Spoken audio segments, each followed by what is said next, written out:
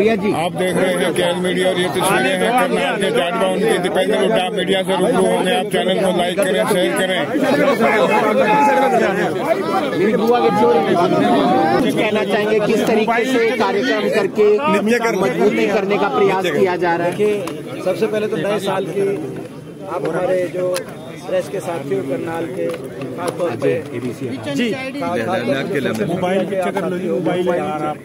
और कई print media के भी हैं, आप लोगों को मैं बधाई देना चाहता हूँ। नया वर्ष बहुत ही शुभ हो, आप लोग के घरों में बहुत खुशियाँ लेके आए, ऐसा ही नव वर्ष हो। ऐसी सबसे पहले हमारी आप शुभकामनाएं तो लो। आप तो दे नहीं रहे हमें। नहीं फिर हमारी आज खबर अच्छी चलाना। फिर आप नहीं, क्या कुछ कहना चाहेंगे? ईडी की रेड कई व्यापारियों के घर, कई नेताओं के घर पड़ी है, जिसमें इनेलो कांग्रेस के विधायक, बीजेपी के नेता भी हैं। किस तरीके से देखते हैं? इनेलो के जो एमएलए उनके खिलाफ तो 2 मामले भी दर्ज हो गए। पूर्व एमएलए।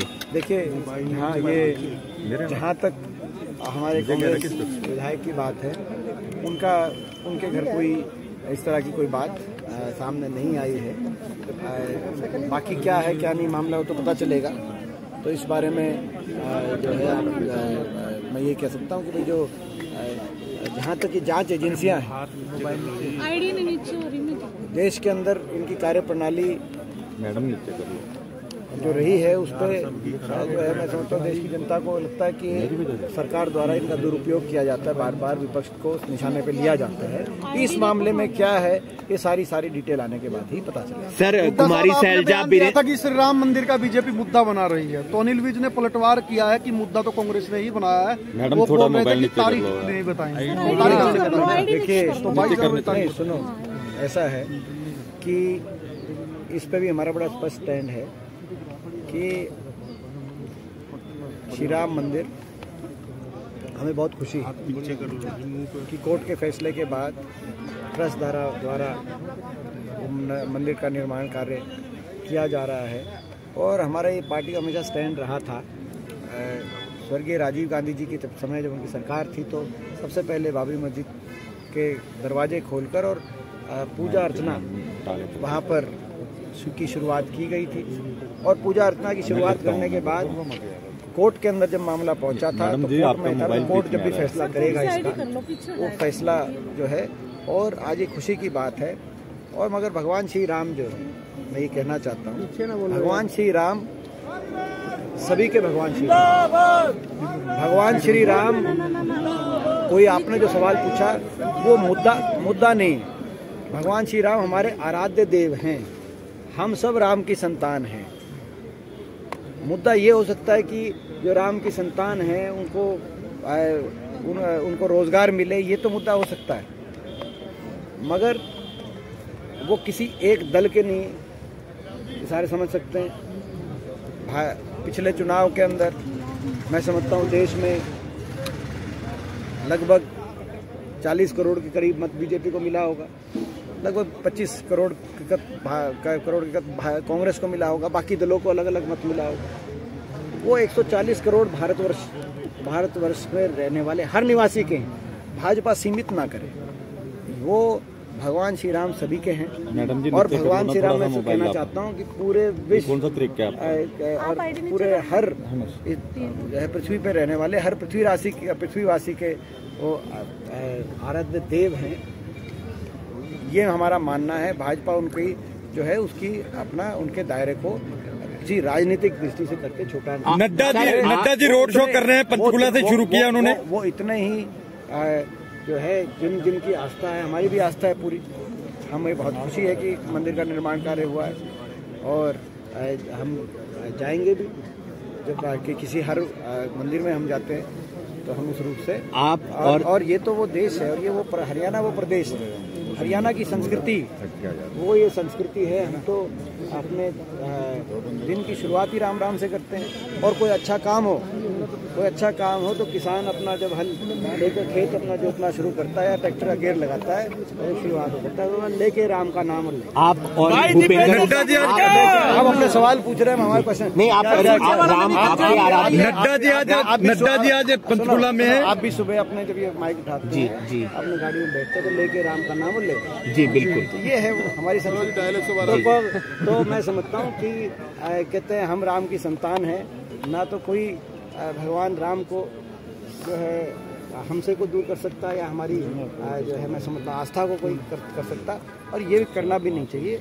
मैं समझता हूँ किसी पार्टी को ये नहीं करना चाहिए। इतने अभी चुनाव हुए चारों प्रदेशों में, तेलंगाना, मध्य प्रदेश, छत्तीसगढ़ और राजस्थान, चारों प्रदेशों में 3 करोड़ 81 लाख भाजपा की वोट पड़ी, तो 3 करोड़ 90 लाख कांग्रेस की वोट। कोई बात नहीं, आज कर देंगे। तो क्या वो 3 करोड़ 90 लाख जो हैं वो जो है उनको भाजपा ये कहना चाहती है कि भगवान राम के नहीं, ज्यादा भाजपा ज्यादा कांग्रेस की वोट पड़ी सभी के। एक सवाल उनके में है, मगर एक सवाल ये कि आप और भूपेंद्र हुड्डा अलग कार्यक्रम कर रहे हैं, कुमारी सैलजा अपनी अलग यात्रा निकाल रही है, और बीजेपी इस पर कहती है कि आपकी गुटबाजी खत्म ही नहीं होती। आपकी जो बात है गुटबाजी, आपने गुटबाजी की बात करी, 2-3 प्रश्न पूछने पे आप लोग बाध्य हो।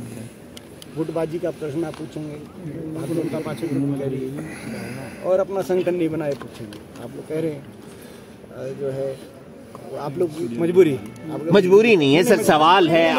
नहीं सवाल है सर, मजबूरी कहाँ से हुई सर? सवाल है सर, मगर सवाल पे जवाब सुनना भी। हाँ जी बिल्कुल बताएं। जवाब सुनना भी जरूरी है। जी जी। बीजेपी द्वारा चलाए गए प्रश्न पूछना आपकी मजबूरी है, लेकिन हमारे जवाब सुनना भी जरूरी है। तो मैं कह रहा तो गुटबाजी अगर कहीं है आज के दिन तो इस मौजूदा सरकार में है। हम मानते हैं आपकी बात में दम है।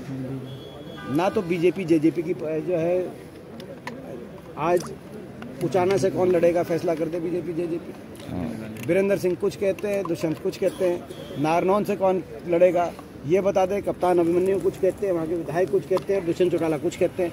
फिर उसके बाद गुटबाजी कहीं है तो भाजपा में गुटबाजी है, दोनों दलों में अलग अलग भी गुटबाजी है। धनखड़ साहब से पूछो क्या उनके दिल पे बन रही है, क्या गुटबाजी है, आप पूछिए। धनखड़ साहब ने जब कहा था संदीप सिंह को मंत्री को हम आने नहीं देंगे अपना प्रदेश कार्यकारिणी में, और अगले दिन मुख्यमंत्री का बयान हुआ कि वो तो रहेंगे कैबिनेट मंत्री रहेंगे। अब आदमपुर चुनाव में पूछे क्यों राव इंद्रजीत वोट मांगने नहीं गए, क्यों कृष्णपाल गुर्जर वोट मांगने नहीं गए, रमेश कौशिक क्यों नहीं पहुंच पाए वहां पर। आप पता करिए क्या कारण रहे होंगे।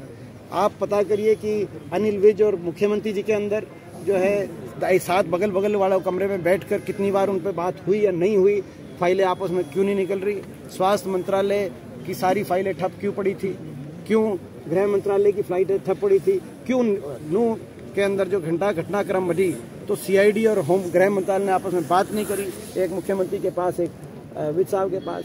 गुटबाजी कहीं है तो वहाँ, और दूसरा जो सत्तारूढ़ दल है गुटबाजी कहीं है तो वो जजपा में तो वहाँ पे मुख्यमंत्री पहुँचते हैं, उनके विधायक ही नहीं पहुँचते कोई। वो मुख्यमंत्री पहुँचते तो कौन नहीं पहुँचता, कौन नहीं, विधायक उनके खुद के जेजेपी के, हमारे नहीं, मैं जेजेपी के विधायकों के। इसलिए आपको कह रहा हूँ ये प्रश्न इसलिए है कि आपका ये प्रश्न बीजेपी को पूछना जरूरी नहीं है, क्योंकि वो सत्ता में है। सत्ता वालों से प्रश्न पूछना शायद जरूरी नहीं है, जब आते हैं पूछते हैं। लेकिन ये गुटबाजी अगर कहीं है, ये गुटबाजी कहीं है तो वो अगर कहीं गुटबाजी है तो निश्चित तौर से इस सत्तारूढ़ भाजपा जजपा गठबंधन में, भाजपा में अलग जजपा में अलग और दोनों की आपस में भिड़ंत अलग गुटबाजी है तो वहाँ पे है। कांग्रेस एकजुट है, कांग्रेस के नेतृत्व के साथ वो पूरी तरीके से कांग्रेस एकजुटता से प्रदेश में परिवर्तन का संघर्ष कर रही है। हरियाणा के कोने कोने से एक ही आवाज आ रही है, भाजपा जजपा की सरकार जा रही है और हुड्डा साहब के नेतृत्व में उदय भांजी की अध्यक्षता में कांग्रेस पार्टी की सरकार आ रही है। जेपी नड्डा बनेंगे, भूपेंद्र सिंह हुड्डा बनेंगे। छੱਡ दे यार उस सवाल को यार, हो इन प्रश्नों को बार बार। जेपी नड्डा आपके प्रश्नों का हम आप पूछते हैं, छोटा प्रश्न हम देते हैं विस्तार से जवाब, लेकिन फिर भी वो आप वही प्रश्न दूसरा उसको बनेंगे भूपेंद्र सिंह हुड्डा मुख्यमंत्री। जेपी नड्डा सर पहुंच रहे हैं, आज वो उन्होंने रोड शो किया है।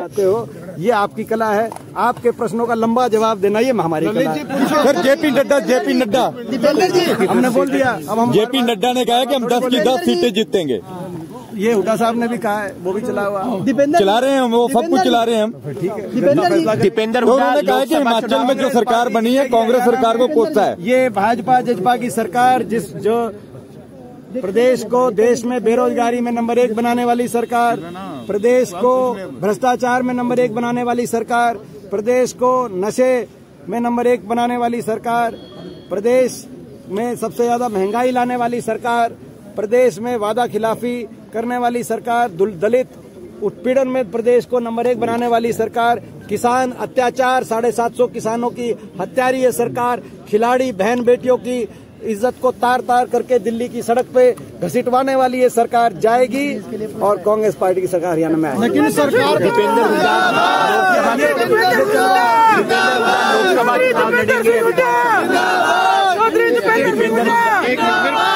दीपेंद्र हुड्डा लोकसभा चुनाव लड़ेंगे या विधानसभा? इसका जवाब तो स्पष्ट दे सकते हैं सर, हर चीज का जवाब स्पष्ट ही देंगे आपको। आपका तो हमेशा स्पष्ट देते हैं हर चीज का। निश्चित तौर से लोकसभा चुनाव का बिल्कुल जल्दी बढ़ने वाला है। मैं रोहतक लोकसभा क्षेत्र से चुनाव लड़ने जा रहा हूँ।